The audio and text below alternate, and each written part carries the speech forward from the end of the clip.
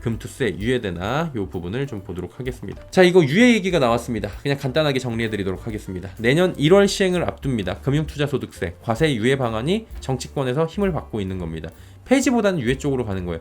지금 최소한 폐지, 최소한 유예, 최대 폐지 이게 아니라 그냥 최소 유예, 최대 유예 같아요. 제 생각이에요. 계속 유예될 거라고 저도 말씀을 드렸잖아요. 유예될 것 같다고. 애시저녁에 말씀드렸잖아요. 근데 이거를 제가 왜 계속 말씀을 드렸냐면 저도 관련해서 취재를 하다 보면 얘기 됐잖아요. 유예밖에 답이 없다라는 얘기가 계속 나왔었는데 그 얘기가 벌써 나온 거예요. 유예조차 확정되기 위해서는 연말까지 줄다리기를 해요. 그래서 최소 유예, 최대 유예. 그러니까 제일 잘 돼야 유예인 거예요. 지금 상황에서는. 결국 다시 재개될 시점에 대해서는 불확실성이 2년 유예하면 2년 뒤에 또 비슷한 일 발생을 할 겁니다. 금투세는 어찌 되는 걸까요? 이거 시행 시기부터 좀 자세히 좀 말씀해달라고 해갖고 몇 번 했는데 또 하는 거예요. 해달라 그러면은 이건 그러면은 주식 채권 펀드 파생 상품 금융투자로는 일정 금액 주식은 500만원 기타는 250만원이 넘는 소득에 대해서 전면 과세입니다. 과세는 얼마예요? 20% 그리고 3억 원 이상 하는 25% 여기에 이제 지방세 10% 부과되죠. 3억 안 되면 내가 수익을 낸 게 3억 안 되면 22% 3억 넘어가면 27.5% 생각보다 큽니다. 3억 원이 되면은 6,600만 원이 세금이에요. 그리고 3억을 수익이 냈을 때 내 돈은 2억 3,400만 원이겠죠. 이렇게 됩니다. 꽤 많이 까이죠. 근데 이게 문제가 굉장히 많다라는 거죠. 이게 없던 게 생긴 거예요. 2020년도에 생겼고요. 근데 이제 이게 막 부담이 크니까 유예가 됐었어요. 2023년부터 시행키로 했다가 현 대통령 윤석열 대통령이 폐지를 언급하고 전환점을 맞았고요. 일단은 2025년도까지 유예를 해놓은 상황입니다. 그리고 지금 24년도 내년 당장 다가오게 생겼죠. 그래서 정부 여당은 금투세 폐지 공약, 총선이 야당 승리로 끝났으니까 이거는 마음대로 할 수 없는 상황. 금투세와 관련된 결정권은 누구한테 있어요? 민주당한테 있는 겁니다. 이건 현실적으로 저번에도 기사 제목으로 짚어드렸죠. 이건 맞아요. 금투세의 불안감은 그럼 어떻게 되겠어요? 연말이 다가오면 다가올수록 유예되거나 폐지 얘기 없으면 진짜 시행되는 거 아니냐라고 해가지고 일부 정리하기 시작하겠죠. 지난해 대주주 양도세 과세 기준 상향 때만 봐도 50억 원 상향 직전까지 어땠어요?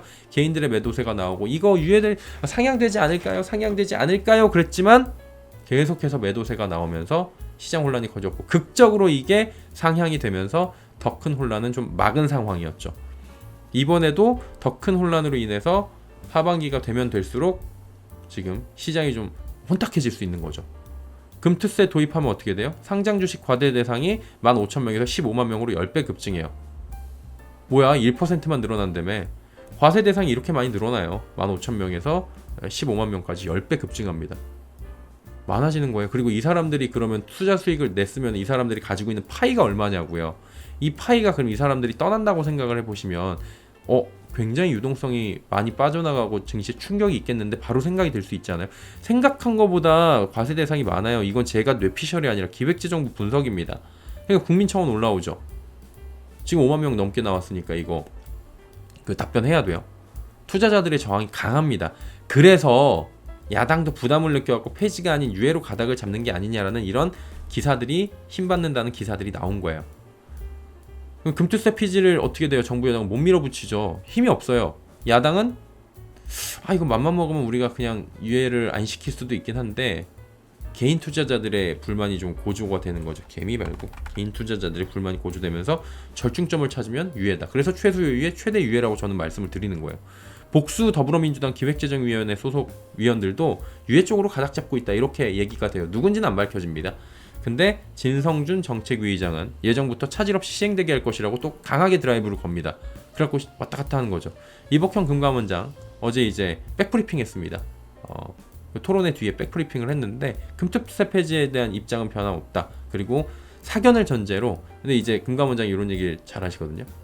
사견을 전제로 얘기를 드리는 거예요. 기자들하고 백브리핑을 잘 한다고 하더라고요. 비겁한 결정이 아니었나 좀 수위를 높였죠. 근데 유예된다고 가닥을 잡기에도 연말까지 기간이 많이 남아있고 그러면 이제 봐야 되는 게 국회 여야 합의로 통과하는 거예요. 이번 국회는 지금 안 돼요. 시간 없어요. 그러면 22대 국회 새로운 국회에서 개원 이후 5월 30일 이후에나 가능한 건데 이거 5개월밖에 안 남는 거예요. 그러면 실제로 시간이, 그러면 이거 합의가 돼야 되는 거예요. 유예조차도. 그럼 이거 어떻게 해야 되는 거냐, 그렇게 되는 거죠. 그러면 여당이 경우에는 최선의 결과물은 현실적으로 유예 합의 정도라는 분석들이 나오는 거예요. 야당이 어떻게 처리할지가 관건이고요. 예정대로 시행된다는 기조를 전하는 목소리도 여전히 있는 가운데 관건은 결국엔 국민 여론인 거죠. 청원이 많이 늘어났잖아요. 그래서 기재부 회부 요건을 갖췄습니다. 그래서 22대 국회에서 요거는 논의를 해야 되는 상황이에요. 그럼 이제 부담을 느끼겠죠, 야당 그 의원들도. 그래서 야당은 상당히 압박을 느낄 수밖에 없는 상황이 지금 된 거예요. 예. 근데 폐지까지 물러설 수는 없는 거예요. 본인들의 그 당의 기조와 지금까지 이야기한 여러 가지 정책 기조를 봤을 때는.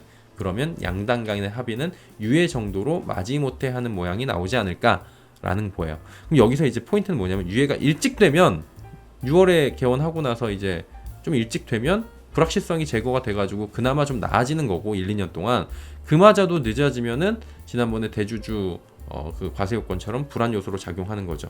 또 2년 정도 유예된다면 2년 뒤에는 또 이런 상황이 발생을 할 수도 있는데, 저는 이거 유예가 아니라 폐지가 돼야 된다고 생각합니다. 그리고 시장 불안감 덜어내려면 하루빨리 유예라도 해야 된다고 생각합니다. 그래야 단기 불확실성이 사라지고 있는 거니까요. 원래 없던 세금 내는 거잖아요.